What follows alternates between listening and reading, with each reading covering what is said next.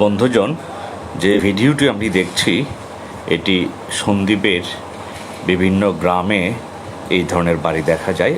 অর্থাৎ একটি বাড়িতে অনেকগুলো ঘর, কিন্তু বড় একটি উঠোন। সেই উঠোনে সবাই সবার মতো করে ব্যবহার করে, নিজেদের কাজগুলো সেরে নেয়।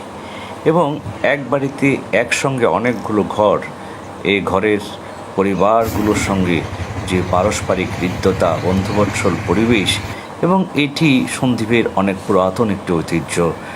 এখন এগুলো খুব বেশি একটা দেখা যায় না, এবং দেখা যাচ্ছে বাড়ির উঠোনে ধান মাড়াই হচ্ছে, এবং ধান থেকে উচ্ছিষ্টাংশগুলো কীভাবে আলাদা করতে হয় তখনকার যে পুরাতন পদ্ধতি সেটিও দেখা যাচ্ছে।